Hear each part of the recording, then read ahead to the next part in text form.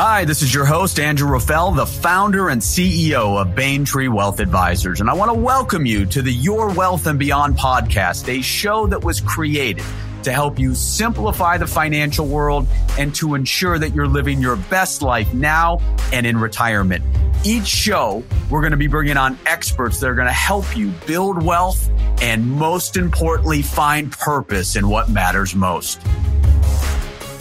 Welcome back to another episode of Your Wealth and Beyond. I'm your host, Andrew Raffel, and today's show is going to center around a big concern for many of you. It's how am I going to save enough to send my kids to college? Whether you have one kid or four, the average cost for a higher education, it's just exorbitant. By the time I get done with this podcast, it's going to be even more expensive. So today's guest, Abby Chao, who is the co-founder and COO of CollegeBacker, is going to help us break down what we can do to help save for college. We're going to dig into what 529 plans are, the tax advantage of them, and how they can be used to help you save, whether the kids are 3 years away or 15 years away, how they work, why she created CollegeBacker, and things that you can do to take away the trepidation and the waking up in the middle of the night of not knowing how you're going to get your kid through school without massive debt. So without further ado, a fantastic show today with Abby Chao on the Your Wealth and Beyond podcast.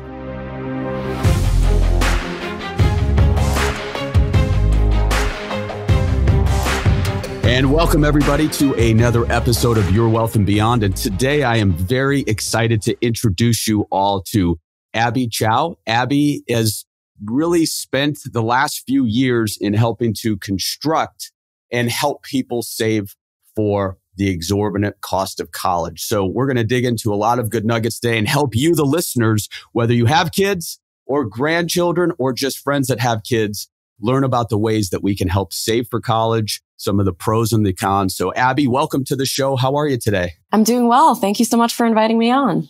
Excellent. So, listeners, we know this show, Your Wealth and Beyond, is built to help educate you, help you build wealth, find purpose. But, Abby, when we look at the exorbitant cost of college over the last 20 years, first and foremost, before we jump in, when is it going to end? How much higher can college costs go, both public and private, out of state? What are your thoughts on that? Yeah, so unfortunately, it doesn't appear that the trends are going to stop anytime soon. Some forecasts are saying the cost of college may double again in the next 10 years. And so for families that, are just getting started today, that could mean that all in, including, room and board and everything, and for 4 years, it could be $500,000 to send some of those kids to school. And so that obviously can be a pretty scary idea for most families today.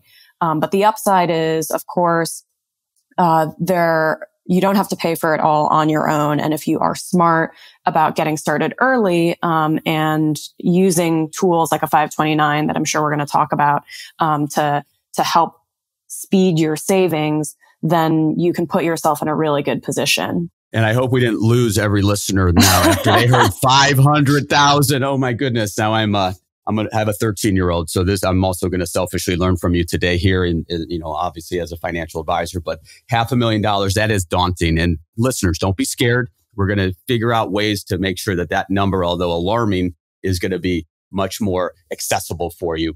But, when we look at your background, and the show Your Wealth and Beyond is also about entrepreneurs and how we built businesses, successes and failures. So CollegeBacker, which we're going to go into the details in how you're helping across the country for people to save for college utilizing 529s. You and your co-founder, what was the, when we think about starting CollegeBacker a few years ago, where did this come from? I believe it's a great idea and I love what you guys have done, but how did this come about? Yeah, so it came from a bunch of different things, but I would say immediately on my side, at least, I had started my career in finance. I was actually obsessed with personal finance even when I was a kid. So I was like a 15-year-old that was researching Roth IRAs and things like that. So I started my career in finance. But then I had a really interesting experience when I was working as a consultant, where I actually got to learn a lot about the education system. And I worked directly with school districts and foundations and philanthropists, and really got to see how important finance is in education and how big of a barrier a lack of finance and financial education can be for young kids that want to be able to, achieve their educational goals and go to the school of their dreams. And so for me, that was a heartbreaking thing to see. And that's a big reason that I was motivated to start doing work in this space. And then I was really lucky to meet my co-founder, Jordan, who you alluded to. And his background is, he was a product manager, a repeat entrepreneur, and he had already had this idea built on his own personal experience where, he was seeing a lot of his friends having kids and being really, really stressed about the cost of college and not really knowing what to do about it. The landscape of figuring out how to save for college is actually extremely confusing. And so, he knew about a 529. He wanted to help his friends along that path. And he realized that education is unique because it is something where other people in your community want to help you. It does take a village, as we often hear, and that applies as much to saving for college as it does to any other part of raising a child. And he had the idea to help families crowdfund their college fund with CollegeBacker. And for me, given my background and where I was coming from, it just immediately resonated with me because I saw how every parent in America is facing this challenge and stressed about it and wants to set up their kids for success in the future. But, it's a really daunting task when the numbers are what they are. And so that's what really inspired us to go in together on CollegeBacker. We really see a world in which every child has a college fund and every kid knows that there is a community of people that supports them achieving their dreams. And that's why we built CollegeBacker. Yeah. And for you or Jordan, did either one of you, when you graduated from college, were you laden with debt, or was that something that you've just seen some of your friends and contemporaries be, just trying to get into the workforce, but then student loans are this daunting way of how am I going to pay for them? Yeah. So I know, so Jordan's experience was definitely that he had to make some tough financial decisions when it came to financing his education. On my part, I was actually quite fortunate in that my parents had a 529. And at that time they were really new and it wasn't a really common thing. So they did save for my college education. And I also was fortunate enough to have pretty generous scholarships that allowed me to graduate without debt. But frankly, I don't think that I would be building CollegeBacker if I had the kind of student loan burden that so many of my friends and peers had.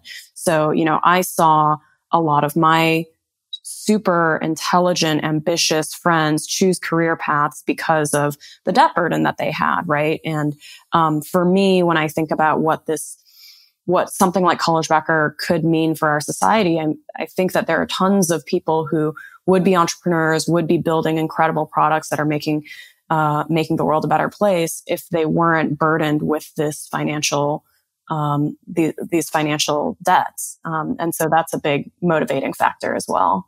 Right. And I think, when I look back, I'm a Gen X and I graduated Miami of Ohio back in the late 90s. And, my undergrad, I was in state, but it was like $10,000. So thinking about how cheap that was at that point, I think what happened, it was just such a rapid rise of tuitions that parents were just caught blindsided by it. And that's really with the millennials and your generation there, that the parents were looking at this and saying, oh my goodness, I didn't ever think, nobody educated me. I went to college and I paid for it as I went. And then all of a sudden over the last 15 years, it's just multiplied. So I think that is some of these issues that we've seen. And it is a crisis. And it's a crisis that your generation is going to have to figure out a means of taking care of that and paying it. And I think today when when you start having children, this is a perfect opportunity to not make that mistake.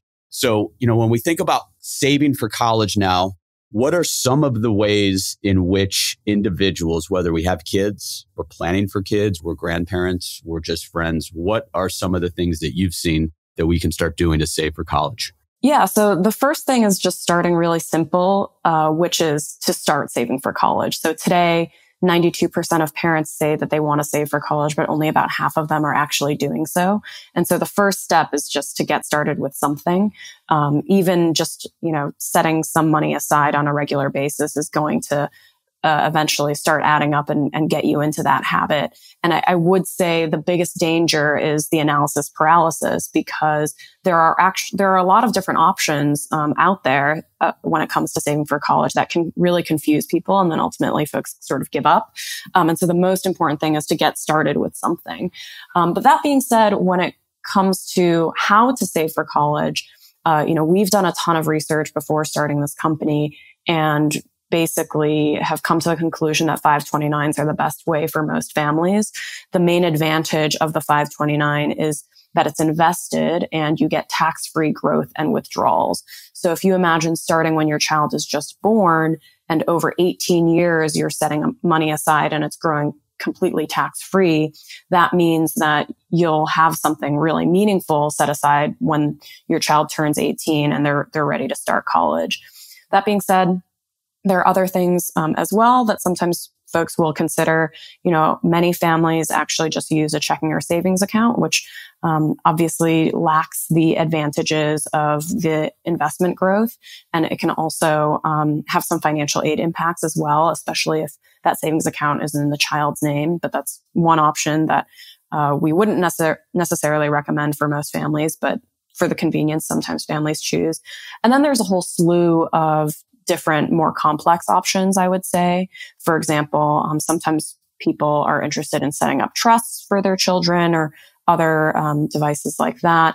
Oftentimes they can have financial aid impacts as well. And so I would be cautious about exploring some of those options if you would like to look beyond the 529. So with your research, and we'll talk about some of the main benefits of the 529, we'll dig in a little deeper, but what do you think the percentage of people that actually know what a 529 is and that it's available to help saving for college or higher education or trade school, et cetera?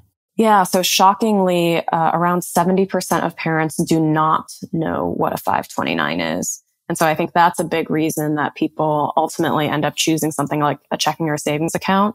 But to me, the 529, because it has such strong benefits compared to all the other options out there, it should be as prevalent and as commonly known as any of the retirement accounts that we use, a 401k and all of that. The 529, unfortunately, has had a real sort of branding and distribution problem, I think, over the past few years. And unfortunately, there are so many families that would choose it if they just knew about it, but awareness is not high. Right. And I think some of the challenges is as a young family just getting started, burdened with student debt, doesn't have the investable assets yet. They're not working with financial advisors. They're not at that stage yet. So it's that catch-22. So nobody's educating them that it's out there.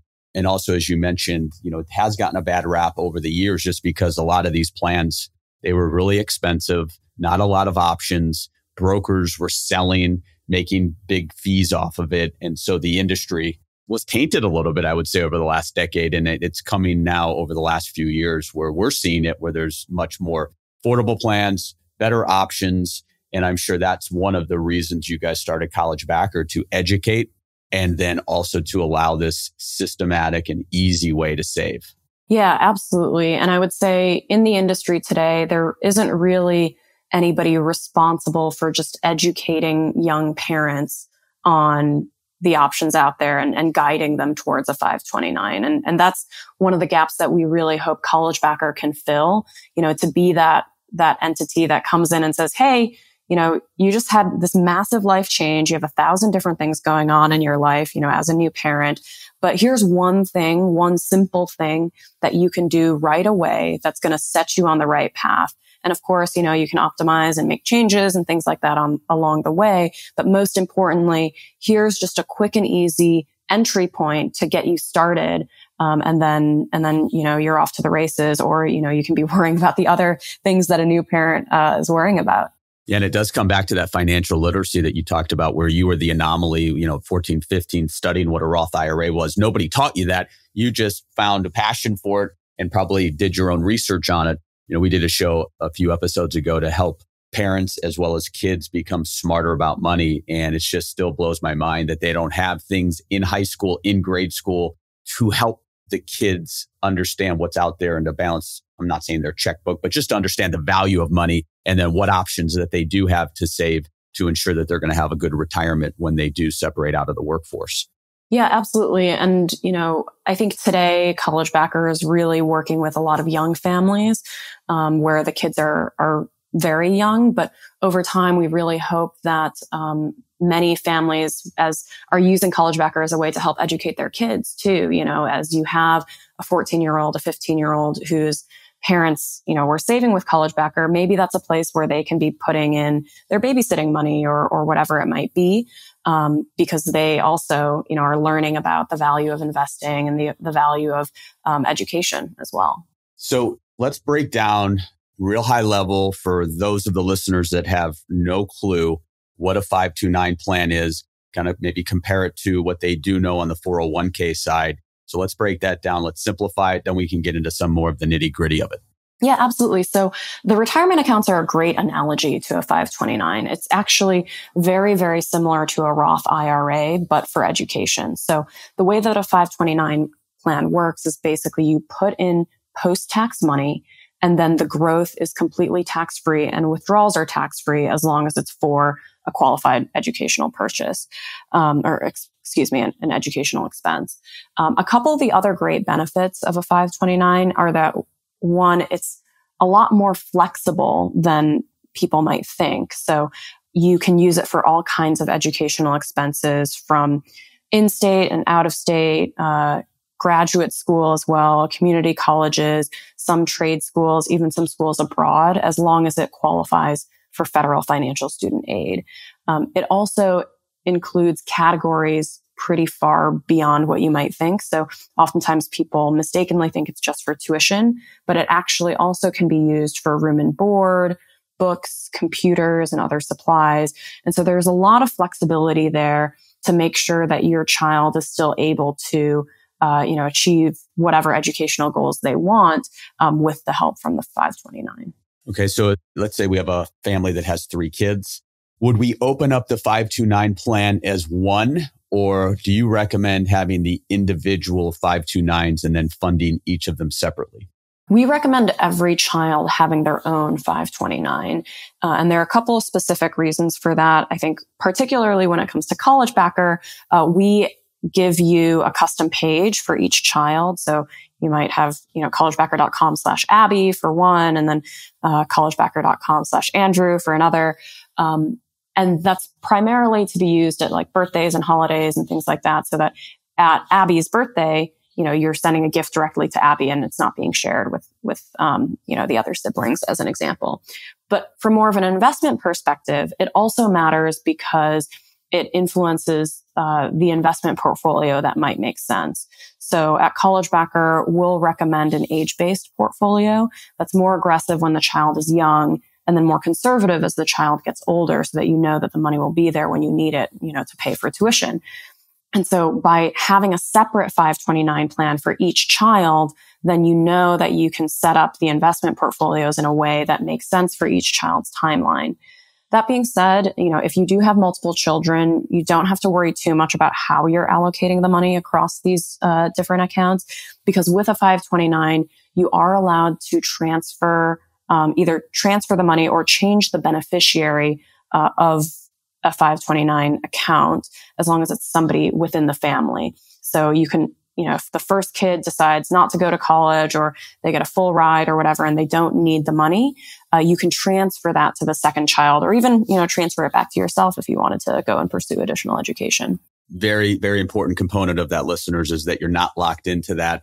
It's something that they can continue to grow it, defer it, and maybe they did get a scholarship and now they want to go on to, get their PhD, and then they can utilize it there. And then if not, you decide you want to go back and even retirement and you want to go and take some theater classes, you can ultimately use it. So very flexible in that regard. But let's take a step back. So you talk about when we put money in, and to get the listeners to think about when they're investing in their 401k or their own Roth IRA, they're going to have choices. They're going to have underlying funds to invest in. So that becomes, in a sense, a daunting task because a lot of people just don't know. So what has CollegeBacker done to make this process easy for a novice who doesn't have a financial advisor but wants to start saving in a 529 plan?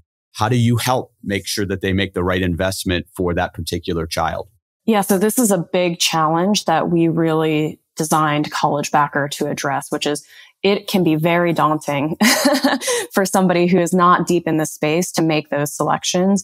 And so the way that it works with CollegeBacker is basically when you sign up and you put in your information and your child's information, we will take a look at all the options out there and give you a recommendation for a specific 529 plan and portfolio that is, as I mentioned earlier, custom to your child's age and their timeline to potentially enrolling in college.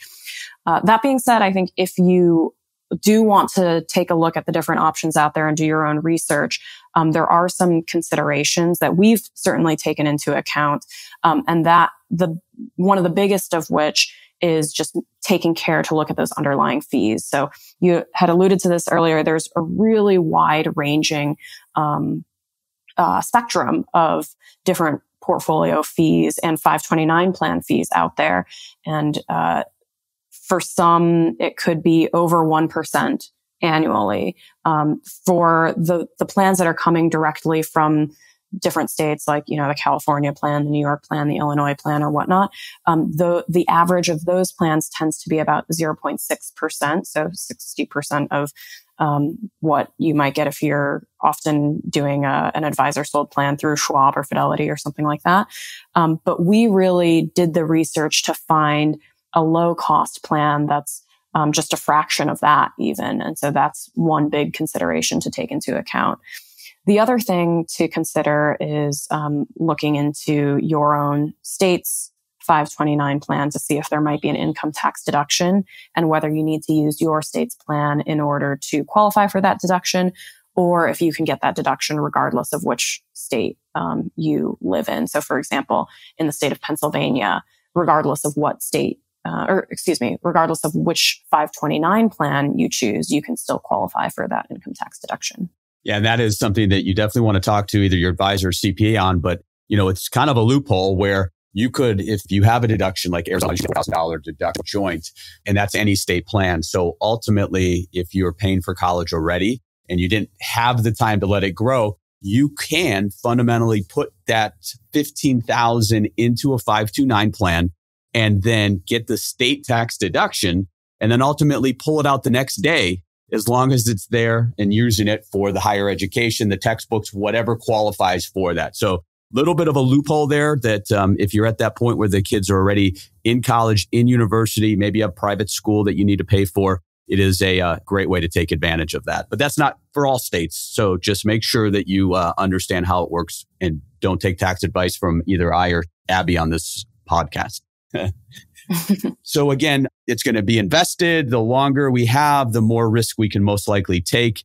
And then the other thing, listeners, remember that the money's growing tax deferred. So the value of that, of compounding, like your 401k, like your Roth IRA, allows for, in a sense, that triple compounding, which allows the money to grow faster. So then when we get to that point of taking money out, then Abby, that money comes out. It's going to be all tax-free. Any gains that we had, as long as it's being used for that higher education, qualified education. That's right. And that's the huge benefit of CollegeBacker is once you put the money in there, you basically don't have to worry about, having to ever pay taxes on it again. That money is going to go directly to the university or whatever expense you ultimately need it for. So that's an enormous benefit for you and your family. And so then if we were fortunate to get a grant or a scholarship and parents had saved for a 529 plan with that particular child, what's the flexibility with scholarships in not taking that tax penalty if the money's taken out, not used for qualified higher education? Yeah. So this is a very, very common question because folks are often like, oh, well, my kid is brilliant and they're just going to get a full ride. So why do I need to save for college anyway? They're so smart. They're the smartest kid I've ever met, best looking and the most athletic. Exactly. In which case, to be honest, I would say the first thing is that, even if your kid gets a full tuition scholarship, there are a lot of expenses that are outside of tuition that you might need that money for, right? So the room and board and buying a new computer. And so if you can use the 529 for those expenses, I would recommend that first, generally. And then if you do want to continue to, save for a second child or a third child, you can use that trick of changing the beneficiary that we already talked about. But one of the great benefits of the 529 is that if your child gets a scholarship, you can actually withdraw that money without the normal penalty and, use it for something else, for a general purpose withdrawal, essentially. And so, normally, if you were to just take the money out and say buy a car, you would have to pay a 10% penalty and taxes on the gains. But in this case, because your child was so brilliant and you got a scholarship, then you are able to take that money out without the penalty. Okay, listeners. So make sure those kids are studying, get those tutors, and you'll be able to take advantage of that. So with your company, CollegeBacker, walk the listener through, and in our show notes, and we'll talk about a special offer that you provide to help people get onto that path of starting to create that habit of savings. Because like you mentioned early, success in investing, it's all about creating habits and putting money away. And whether it's coming out on a monthly basis and you don't see it, that's usually the best way. So how have you developed the software to create this ease of use? And then I also want to get into a little bit of the crowdfunding, which is also a unique, I think, trait of what your company does versus others. Yeah, absolutely. I'll tackle a little bit on both of those sides. So when you come to collegebacker.com, there are actually two different ways that you can use the product. So first, which we've been talking about mostly, is the experience as a parent. You come to collegebacker.com, you put in your information and your child's information, you set up this college fund, you get this custom link like collegebacker.com/Abby, and then you can schedule your own contributions into the college fund. And you can also share that custom link with other people at birthdays, holidays, any other occasion, and essentially say to folks, hey, if you're looking for gift ideas, we just set up this college fund or some other communication like that. Before you jump in there, so because we get this a lot with the hundreds of clients we work with, they're a grandparent, they want to help their grandchild in saving for college. So you're saying that they don't, in this case, have to go and set up a 529 plan where grandparent owns it and then grandchild is the beneficiary? That's right. So we actually generally recommend that when possible, the parent is the one who is the account owner. And the reason for that is financial aid. So essentially, when it's a grandparent owned or owned by anybody other than the parent 529 plan, there can be some additional financial aid impacts that you'll want to look into yourself. But essentially, when the parent owns the 529, that is generally optimal for financial aid. Okay. And then when I do provide a $500 contribution, I am grandparent. I mean, I'm not able then, in that case, I'm not getting a potential state tax deduction. That's more in a sense, is that like I'm gifting that money over to them? That's right. On a state by state basis, sometimes the rules around that state income tax deduction can be different. So that will be something that you want to check for your state and the parent state, or rather the beneficiary state, exactly how those contributions to the 529 plan will be treated, because it does vary on a state by state basis. Awesome. So listeners, you think about that. If you're planning your child's third birthday and instead of them getting 15 additional gifts and presents and more toys that you don't even have room for, imagine being able to send out a nice email or at the party and saying, hey, listen, we don't want any gifts, but if you wanted to, help us with the future cost of the higher education, boom, this is how you do it. This is how easy it is. Are you starting to see people do that on that level, on the friend level, as well as the family level? Yes, we see it quite a lot, actually, particularly even, so we see it a lot at birthday parties and even as early as the baby shower, as parents are planning. And before birth is when the parents have the time to think about all of this kind of stuff. And we see people using CollegeBacker at the baby shower even to get things started. And oftentimes a birthday party is raising several $100s just in one go. So if you imagine doing that for the next 10 years, every year you're raising a few $100s from a birthday party. Meanwhile, you're also saving your house from all the additional clutter of all those extra toys and gifts that you don't really want. That can really add up to a lot. Win-win for everybody there. And then with you in San Francisco, and I know the higher cost of this for a lot of people that go to private schools or even just nursery schools and so forth, when you're educating your customers or your other advisors out there, your clients, what's CollegeBacker's thought of saving for the long term and using it for college versus kind of slush funding it and putting it in and then using it year by year to help pay for if they are going to a private school, which, with the changes to the tax law, that is now being able to be used? Yeah, so we've gotten a lot of questions around this new rule that allows you to use 529 savings for K-12 tuition. And it's definitely exciting that, 529s are expanding and becoming more useful for many families.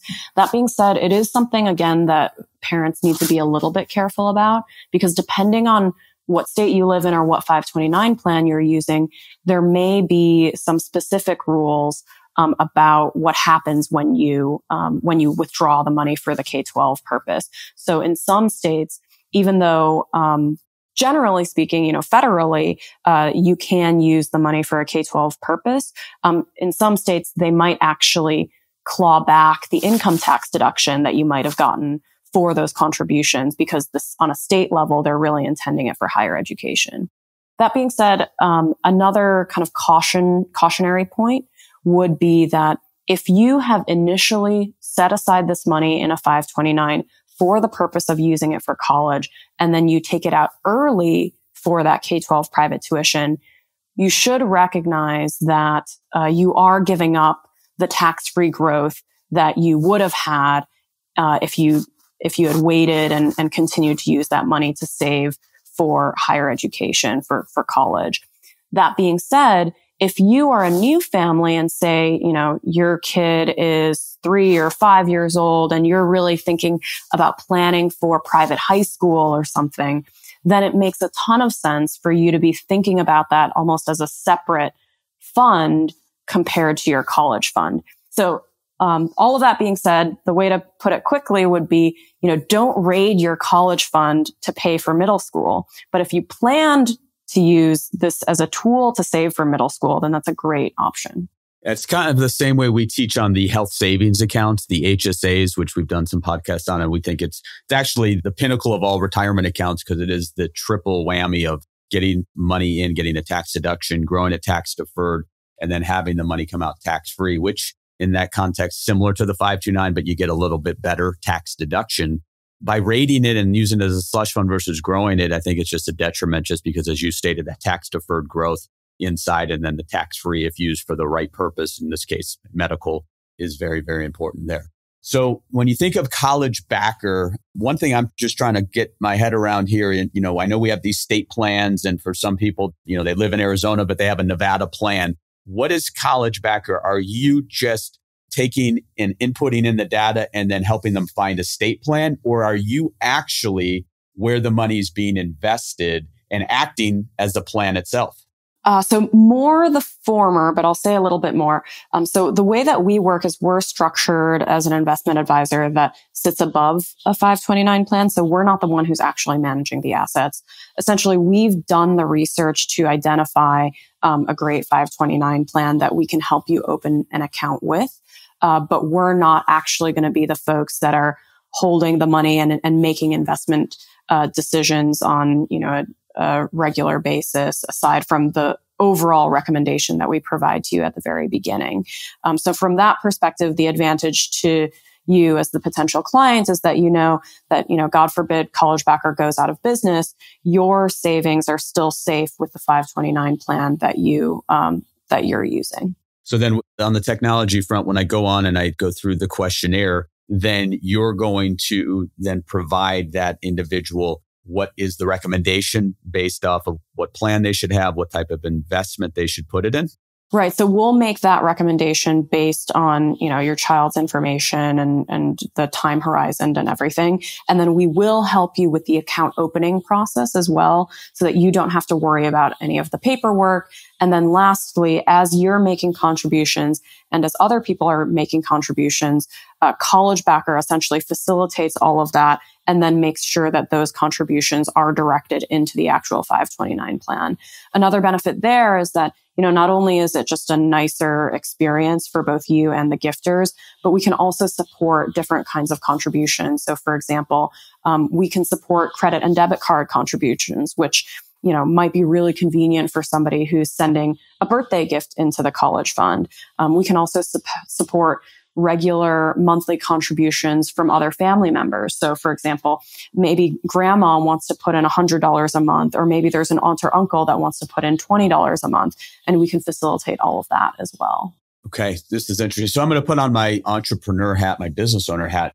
How do you guys at CollegeBacker, how do you make money? Yeah, so we have a really new business model, I would say, for the industry. So again, remember that from our perspective, the goal is a college fund for every child. So our mission is really to go out for not only the affluent families, but help the middle class families and the lower income families save for college as well. And I would say in the industry today, the typical business model is an asset under management fee for many of these, 529s. And as a result, a lot of times their marketing dollars end up being skewed towards more affluent clients. But instead, what we want to do is make it accessible for everyone. And so what we do is we charge a voluntary monthly subscription fee to parents, which is $0 to $10 a month, and then a tip on gifts from third-party contributors. So you can choose your own amount. If you give $100 to a kid, maybe you tip $5 to CollegeBacker. And so the benefit of that is that, first of all, we make it really accessible to everyone, to as many people as possible to just get started and start saving. We're really incentivized to make sure that all of our customers are really happy, because otherwise, of course, they won't be paying us any voluntary subscription fee.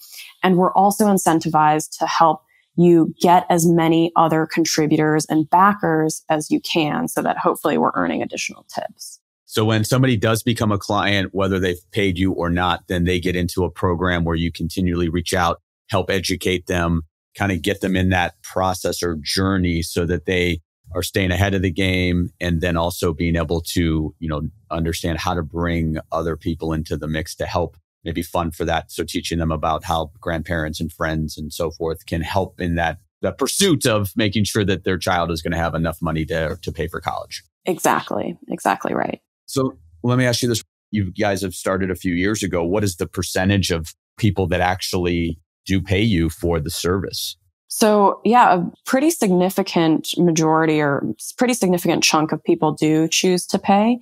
And the other benefit of our business is that because we're structured in a pretty light way, we don't have a lot of ongoing costs. So for me as a business owner, I would rather have you come on to my product, use the platform for free, but hopefully, refer other people, send gifts to your friends, invite them to contribute to your college fund. And eventually, I'm pretty sure that I will make money off of the referral or the gift tip from someone else, even if you aren't paying me a fee directly. It's such an interesting business model. It's, I think you guys are definitely a step ahead and being very innovative here in that honor system, that's crowdfunding, that mentality there. Obviously, we've seen other sites that are there to raise money. So are there any companies out there that are in the 529 industry that do what you do in the case of that business model? Not in the 529 industry. We've certainly taken some inspiration from other fintech startups that are kind of pioneering this pay what you want model. So for example, there's another company called aspiration.com that does investment management, particularly for the audience that really cares about sustainable investments. And they've got a similar business model. And there are a couple others out there too that are really pushing the frontier here. And I think what it really comes down to is financial services asking itself, how do I make sure that my business model and that my incentives are also aligned with the best interest of consumers, right? And I think in some cases that's true with the current institutions out there, and in some cases it's not. And so now I think the new crop of fintech companies that we're seeing, we're all really thinking, how do I make sure that these incentives are aligned so that when I win, my customers win, and vice versa? Yeah, no, I think this is a really, really intriguing idea. So have you guys partnered or created relationships with investment advisory firms like, Baintree? We have a lot of clients, and, in our world, we're helping people get to and through retirement, and we don't really we don't focus on advising internally on the 529. We help them set it up. We lead them to whether it be the Fidelity site or whatever plan that's going to make the most sense. But I see that as a niche there where you can partner with firms like ours, help educate and then take a little bit of that away from us. Even though we're not getting compensated on it, we're still helping our client or our client's family save for that inevitable cost of education in the future. Yeah, to be honest, it's something that we're interested in, but haven't fully explored yet. So, if there are financial advisors that are listening to this podcast, please reach out. And, we'd love to be able to do those kinds of partnerships. We have on a more ad hoc basis, I would say, kind of like being on this podcast today, interacted with different financial advisors who say, oh, wow, this is a really interesting new way to think about saving for college that might be really useful for our clients. And so sometimes we find a way to work together informally, but we'd love to be able to do that on a larger scale as well. Like we hear that a lot from financial advisors, that particularly in the 529 space, you want to do the right thing by your client. So you're guiding them towards, say, a state-based 529 plan that makes sense for them. But it can still be daunting for them because it's going to be separate from the other things that you might be managing. And CollegeBacker might just be an easy way for that person to get in there and get set up pretty quickly. And then you could even, be set up as a contributor to the 529 plan through CollegeBacker and kind of be able to keep tabs on the account as well. I think we definitely need to talk after this podcast. So that's good stuff. So, as we kind of get to the close, we think of like the 2 or 3 biggest mistakes that you see for people in saving for college. I know we touched on some of them, but what would you say that is? And obviously we know there's ways to rectify it, but what are some of those top 2 or 3 mistakes?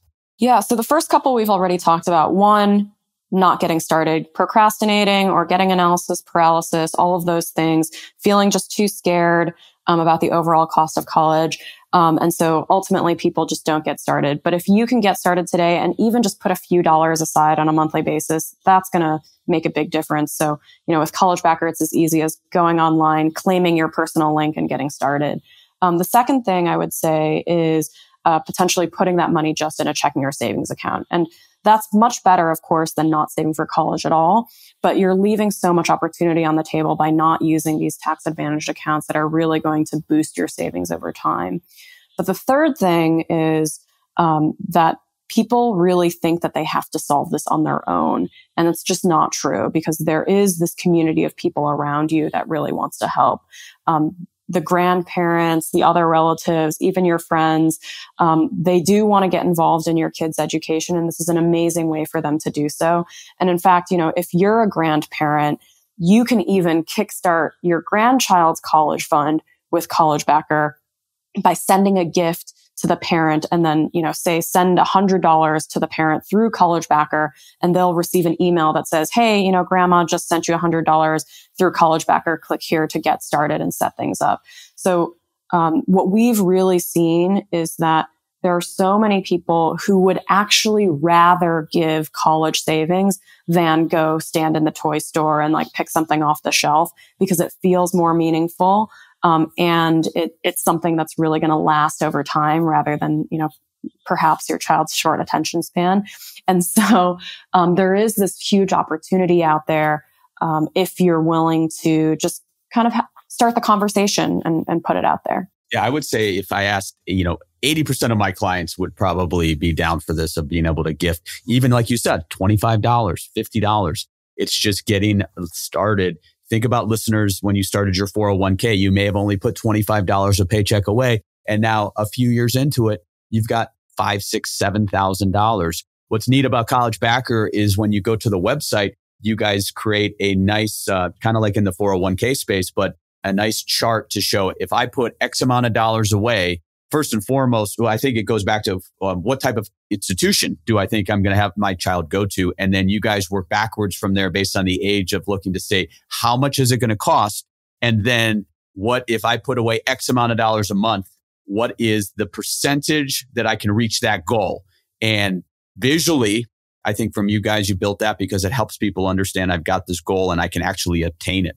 Absolutely. Yeah. I would absolutely encourage folks to go to collegebacker.com and play with the calculators there, because we started this conversation with some pretty scary numbers. But once you get in there and you look at the calculator and see how much your money can grow over time, and then imagine adding on top of that, a few $100s a year from a birthday party, maybe a little bit of contributions from, relatives that might be doing it on a regular basis. You can see that those goals are actually achievable if you are starting early and if you are really being engaged with the process and not being afraid. Yeah, I mean, don't put your head in the sand, because it's not going to just be in 18 years that you're going to figure out a way to pay for it in that particular year in those 4 years. So, that's something, get started early, create that habit, and making it simple, I think, is the key to that success. And that's what you guys are trying to build here with the technology and the education. So in the scope of what the listeners could do to start this process, obviously we talked about collegebacker.com, but if I'm a listener, I'm like, okay, I need to figure out what's going on here. I want to set up my account. What would that look like? Yeah. So we're excited to provide a $10 match to all the podcast listeners today. So if you do want to get started and you're ready to explore, go to collegebacker.com/wealth, and you will, and you go ahead and sign up for CollegeBacker, start the college fund for your child. And when you make a contribution of at least $10, we'll match it with another $10 as a gift from CollegeBacker. So we'll be your first backers into that college fund. And I think the note I'll end on is this. That for so many of us, thinking about the cost of college and saving for college is a really scary and daunting thing. And it's no surprise given some of the stats that we started with. But our mission is really to make it a really different experience and flip it on its head. Because when you think about saving for college for your kid, it should be a really inspiring and exciting idea, because, your kid is going to be able to get their future started in this really beautiful way. And you can kick that off and get started on the right foot by just, going to collegebacker.com/wealth, making a contribution of at least $10 and, receiving your first $10 gift from CollegeBacker. I love it. So, Abby, thanks for being on the show. I know listeners, the show is built to learn from entrepreneurs. Well, obviously, Abby checks that box. They're trying to, really turn and flip the 529 world on its side, using and being innovative and using technology. And then we learned today, and it was a little bit tip of the iceberg, but we're helping to educate you of what the options are, the value of the 529, how we can incorporate it into the long-term planning. And then by leveraging technology, being able to get other people, family members, loved ones to help you reach those goals. So we did it. We intertwined it, and fantastic stuff. So Abby, thank you so much. And in the show notes will be all the items we talked about, links that will allow you to go to collegebacker.com. And we appreciate the time, Abby. Thank you so much. Thank you so much for having me today. And listeners, stay tuned for later this month for a new episode of Your Wealth and Beyond. Happy planning, everybody. Thank you for joining me for today's episode of Your Wealth and Beyond. To get access to all the resources mentioned during today's podcast, please visit baintree.com/podcast. And be sure to tune in later this month for another episode of Your Wealth and Beyond.